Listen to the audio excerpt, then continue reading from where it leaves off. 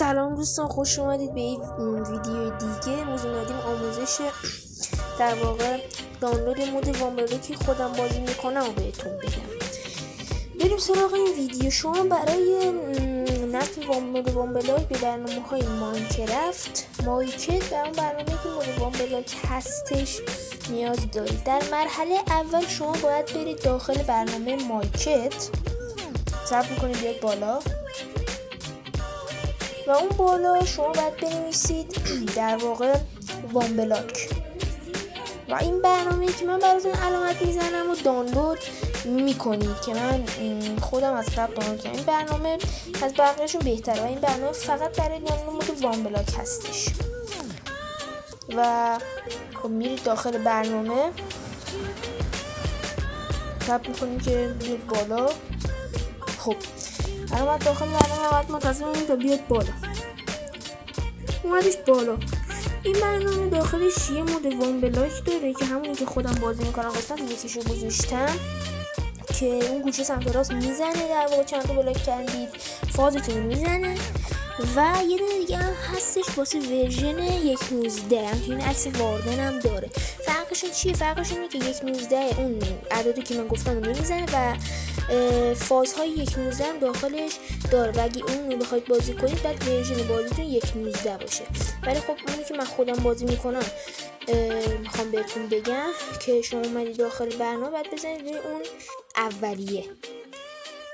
اولیه بعد بزنید. خب اینجا شما اون گزینه سبزی که براتون علامت میزنم اون باید بزنید و وقتی اینو بزنید داره شما اون میبره داخل بازی ماینکرافت. ولی خب شما اینجا بیاید یه چیز دیگه از دانلود که بعد اجازه بهش بدید به فایلاتون که بزنید. خب اینجا یه سو میزنید و شما میبرید داخل بازی ماینکرافت.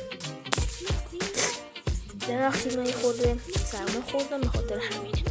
صبر میکنم که ماینکرافت بیاد.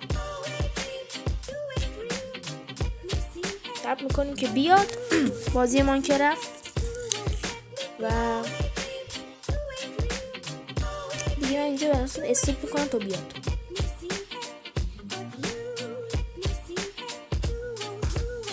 خب اینجا بازی اومد، همچنین که می‌بینید بالا پیامش هم اومد که مود وامبلاک اضافه شده. شما رو پلی بتا میزنید. وقتی که زدید همچنین گزینه اول مپ وامبلاک هستش، همونطور که دارید میبینید جدید 2 مگابایت و نیم دارید میبینید مود وامبلاک هستش که جدید اومده و شما روی این میزنید که شما رو ببره تا داخل دنیای وامبلاک.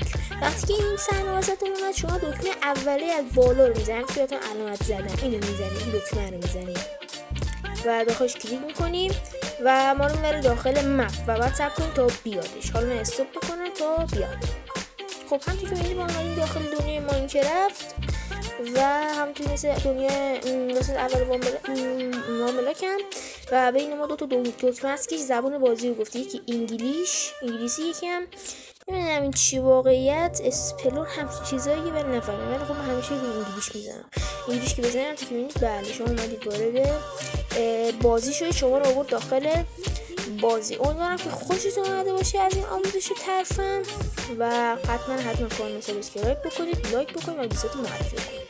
تا ویدیوی دیگه خدا نگهدار.